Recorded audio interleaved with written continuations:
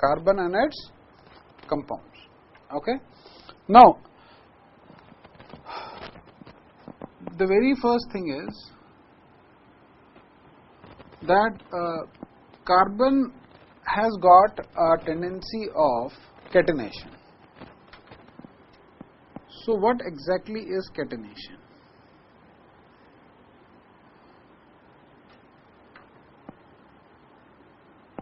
Self-linking property.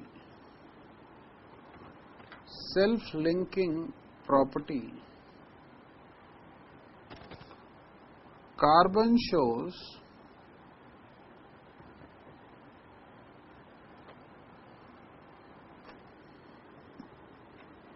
maximum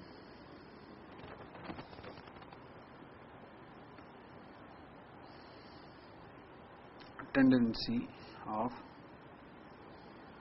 catenation.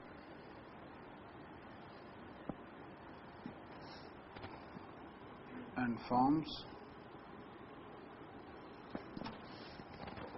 long chains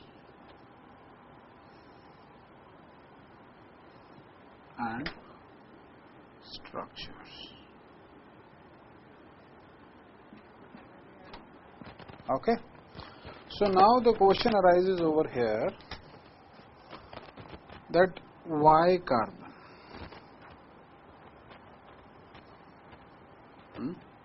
Why? Why carbon shows maximum property of catenation? What is the reason behind that? So the answer is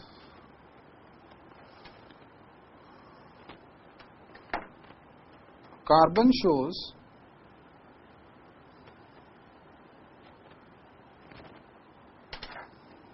catenation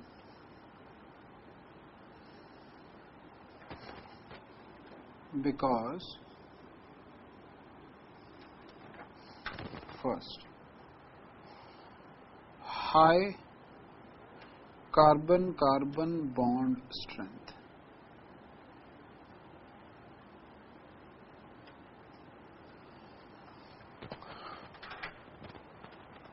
(373 kilocalorie per mole). This is the bond strength of a carbon-carbon single bond, which is pretty high, very huge, right? So this is the first reason why carbon would like to combine with itself and form large number of bonds. What is the second reason? Bond strength of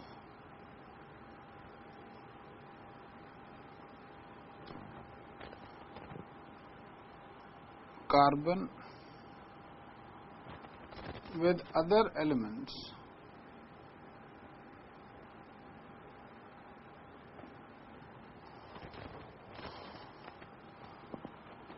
is almost similar, which means, see, carbon can combine with sulfur to form carbon disulfide, chlorine to form CCl4. Same way bromine,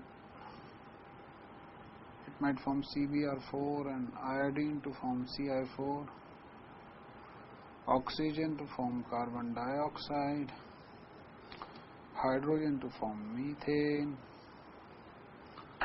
right? So these are the elements with which carbon is making a bond. Now what happens in all these cases?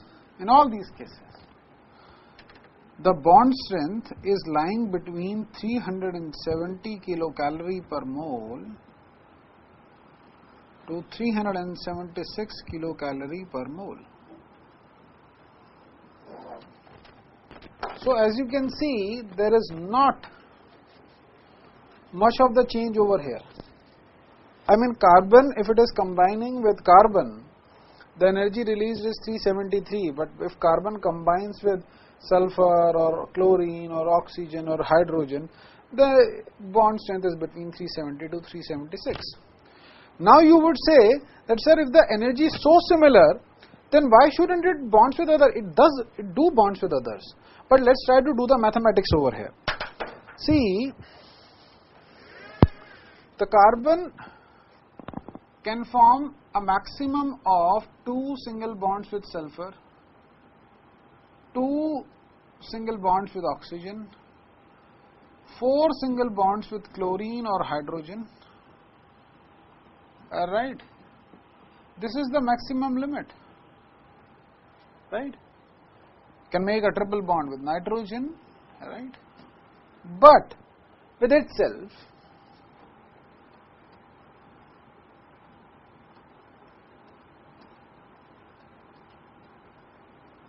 you see, it can make a chain.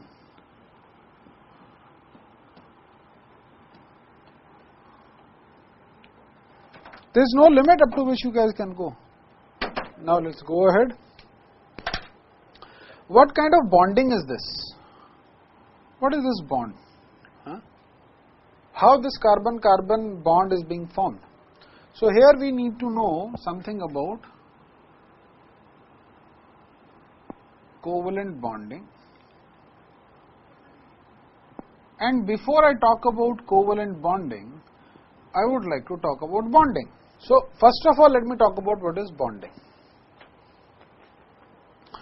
Now tell me, dear, what do you think? Bonding is something which is very systematic, or bonding is a random process that is happening?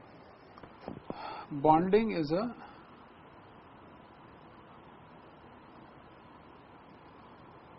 random process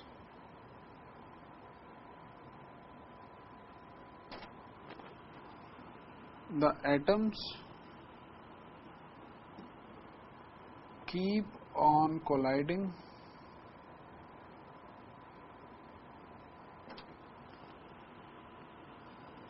with each other, and in case the attractive forces is greater than the repulsive force,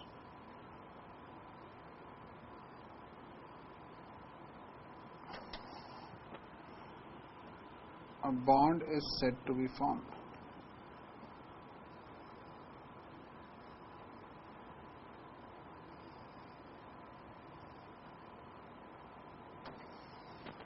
Bond is said to be formed. So now the question arises, this attractive force is what? The attractive force that we are talking about is the attraction between the nucleus of one atom and electron of other. Okay? And when you are talking about the repulsive forces, so between electron of two atoms and nucleus of two atoms.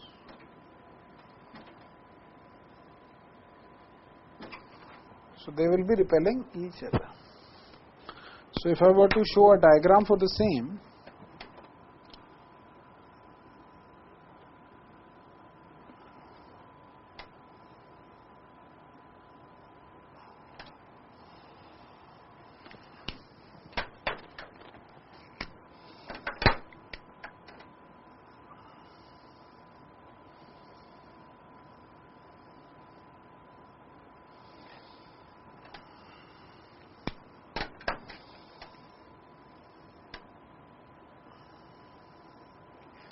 the blue line is showing attraction.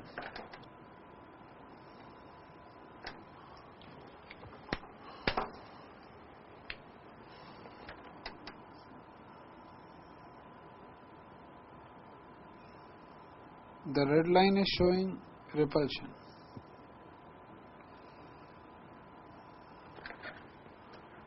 Right?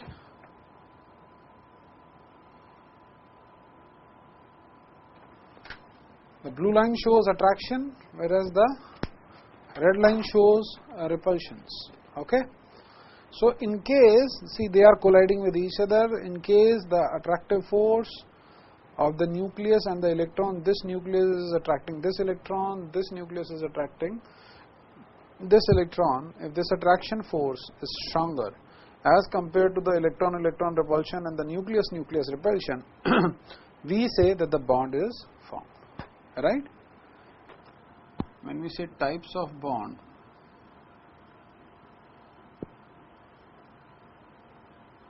you have ionic bond, where ions are formed and the bond is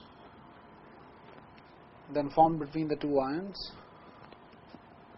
You have the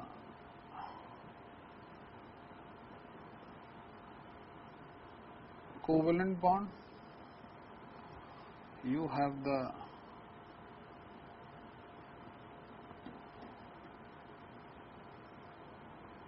metallic bond, you have the hydrogen bond,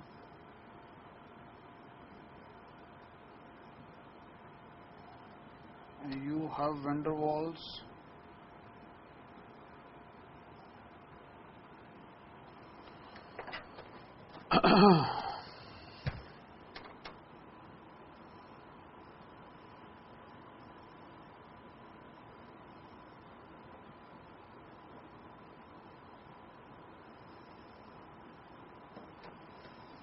weak forces of attraction, and you have the coordinate bond.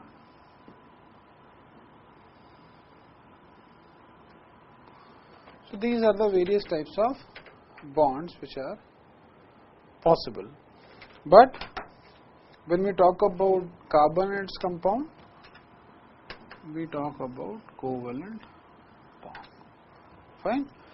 There are a few small parameters also which I would like to tell over here. See,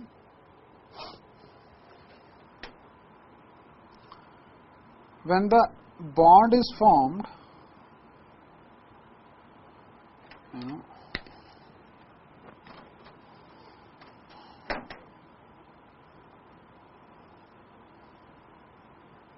there is some sort of overlapping of the shells of the two atoms. Now, the distance between the two nucleus is termed as bond length. Okay? When we use the term bond strength,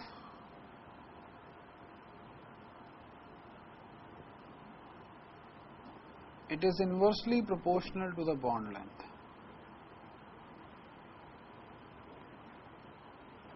Okay? We have got one more term which is bond order.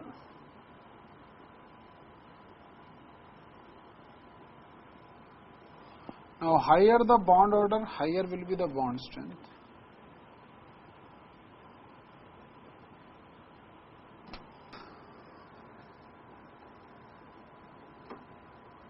Diatomic molecules,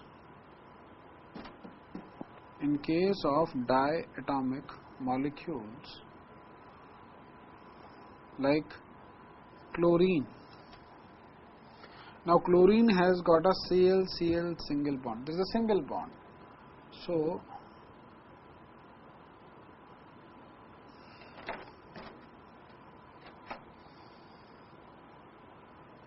the bond order is 1. In case of oxygen, there is a double bond. The bond order is 2. In case of nitrogen, there is a triple bond.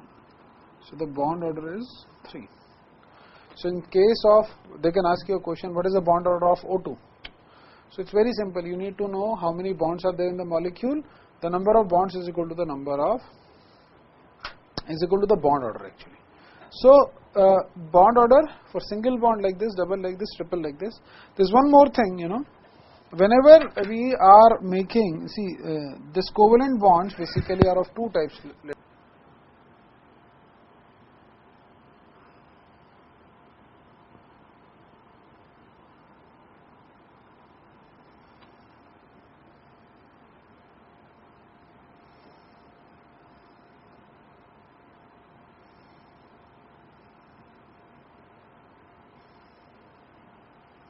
point hai.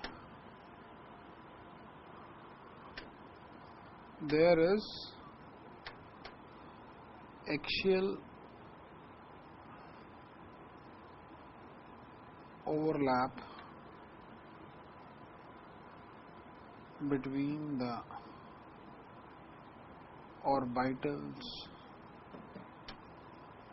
of two atoms.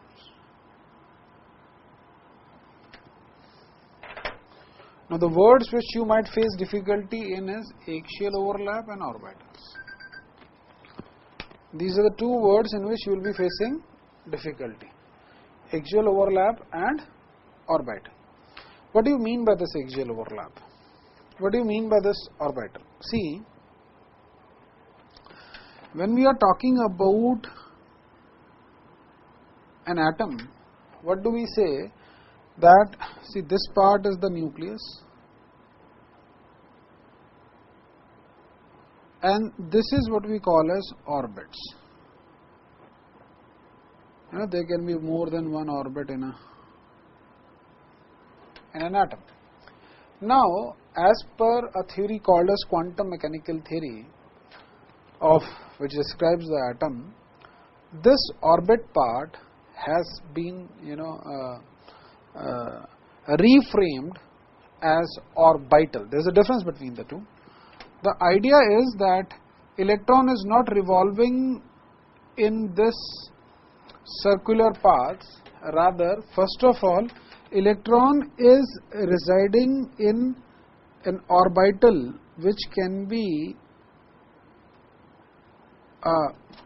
spherical shaped,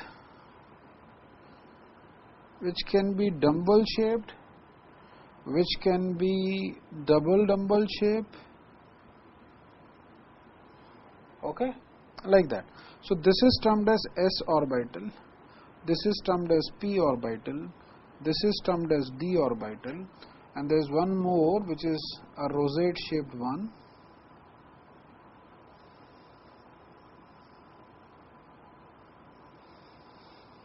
This is an F orbital, SPDF, okay, SPDF orbital.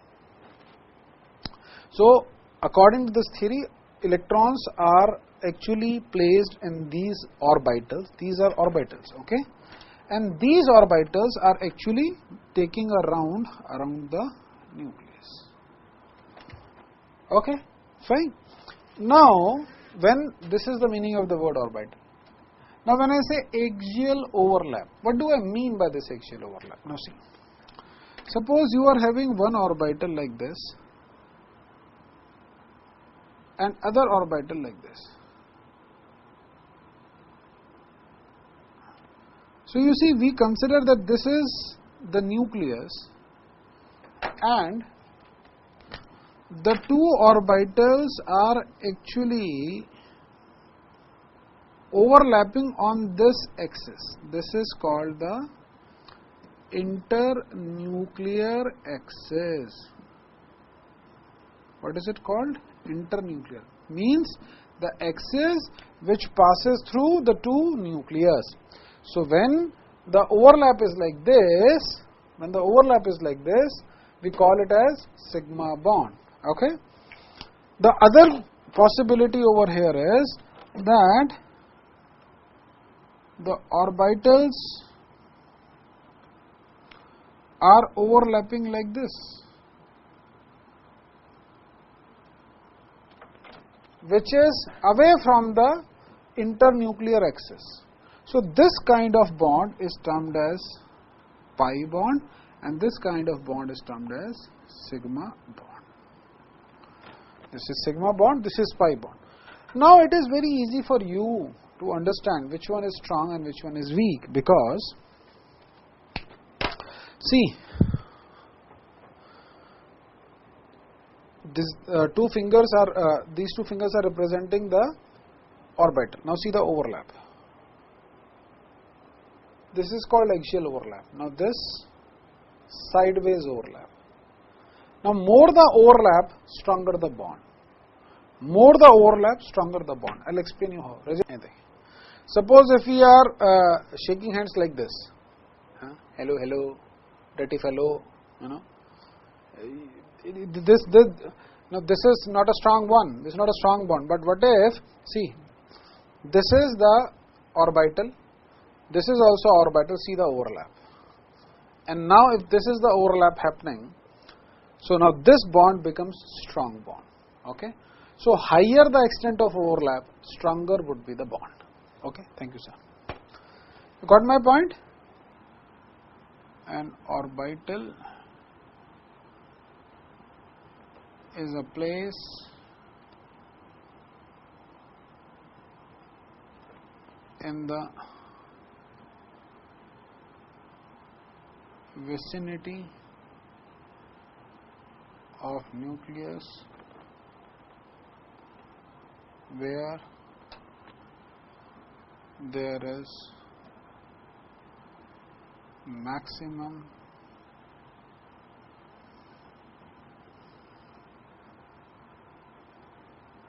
probability of finding an electron, okay. An orbital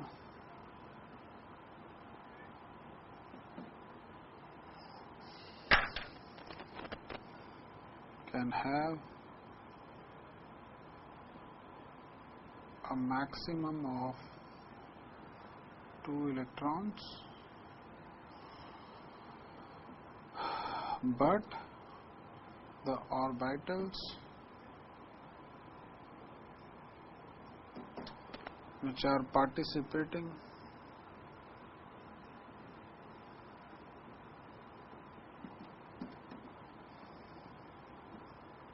यार एक laptop लगा दो जरा in bonding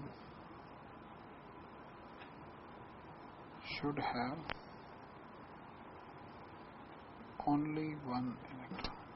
When you talked about an ionic bond, an electron with sodium, sodium loses the electron, chlorine gains it, so you will get Na plus and Cl minus, okay. So now these two ions are attracting each other, and this is what we call as an ionic bond. My point is, this ionic bond is not a single entity. It is not that in the bonding Na plus is involved only in one bond formation. This is how NaCl actually is.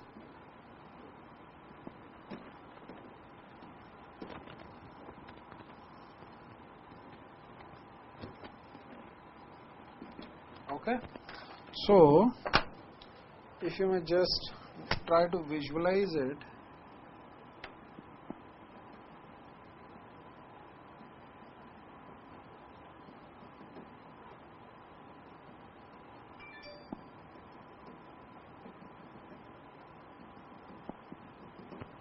Okay.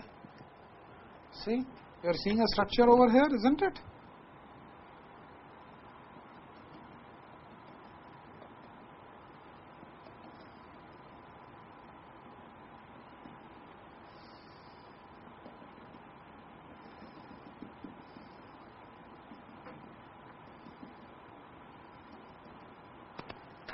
Tell me, are you, you can visualize the structure? Huh?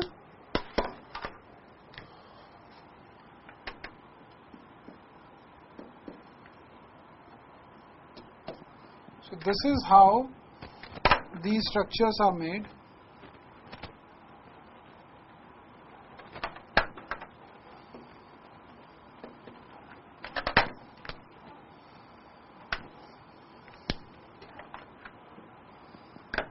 Like this. So you can see that one ion is not actually forming a single bond, it is participating in large number of bonds, as a result of which you get this kind of a structure which we call as lattice or a crystal lattice. Okay, fine. Sigma bond,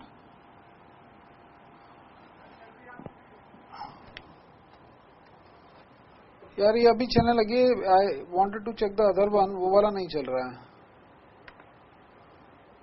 दिखा ही रहा होता बच्चों को। देखो ये चलेगा तो मुझे बताना, क्योंकि जो टाइम वेस्ट हो रहा था unnecessary.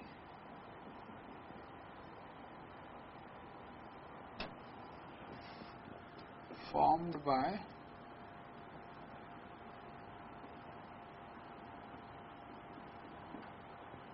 axial overlap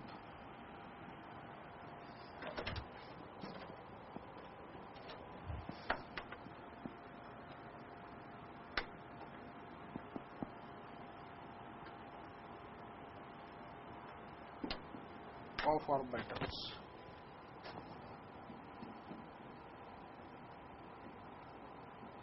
Formed by lateral. Lateral means sideways.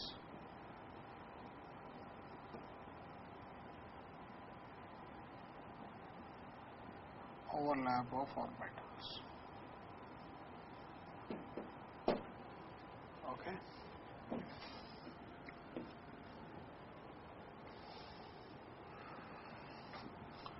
There are stronger bonds due to higher extent of overlap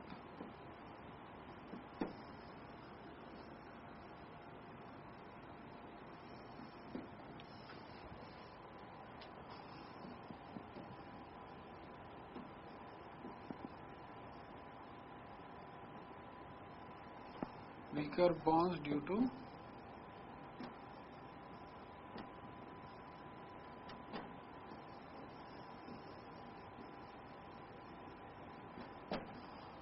lesser extent of overlap.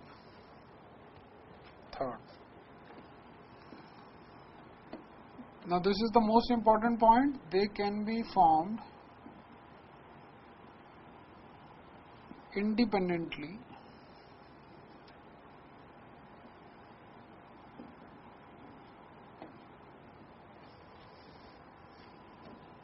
here. A sigma bond must be present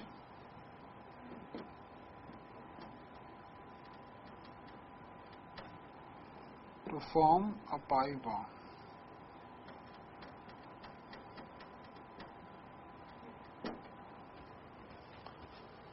Okay, so see now, if you show the structure like now, what does it mean? They should, the one bond is always sigma, the other one is pi.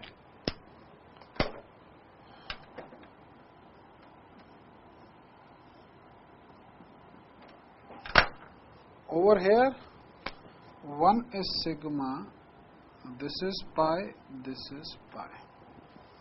So there is one sigma bond, two pi bond. In between two atoms, only one sigma bond can be formed, but we can form two pi bonds between two atoms. Okay.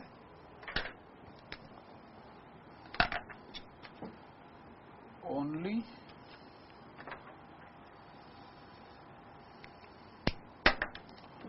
one sigma bond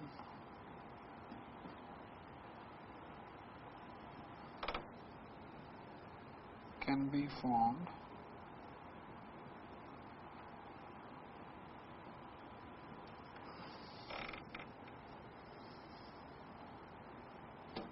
between two atoms, two pi bonds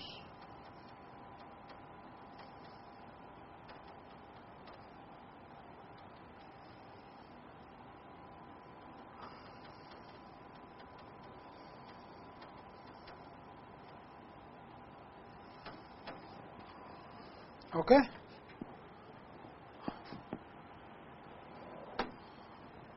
Clear to everybody? Sirsa center, but I will tell you what is hybridized orbital. Don't worry.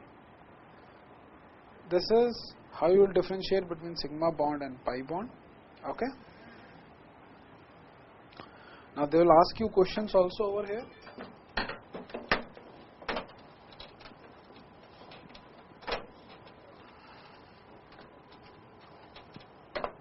What kind of questions?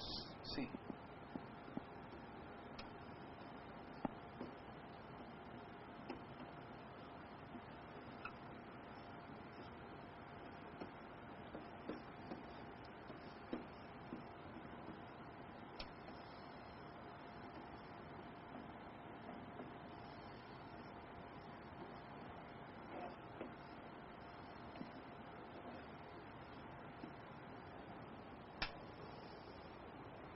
ठीक है.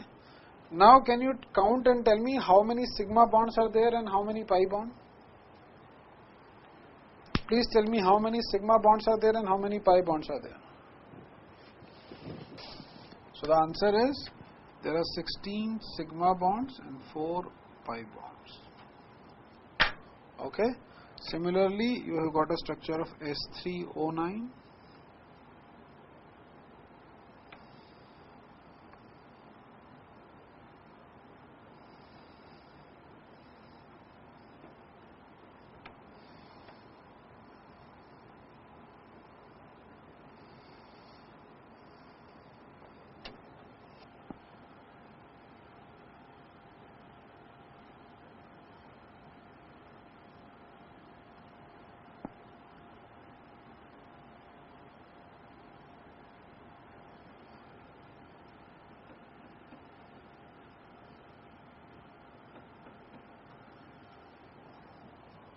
How many sigma and pi bonds are over here? Good.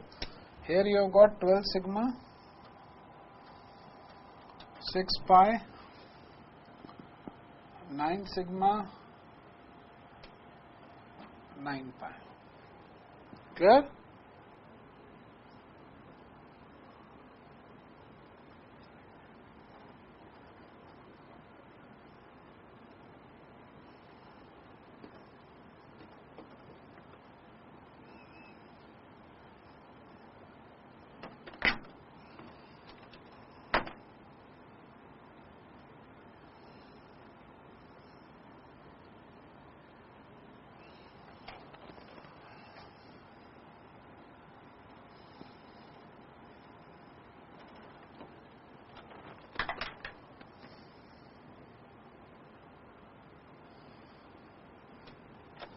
How many sigma and how many pi bonds are here?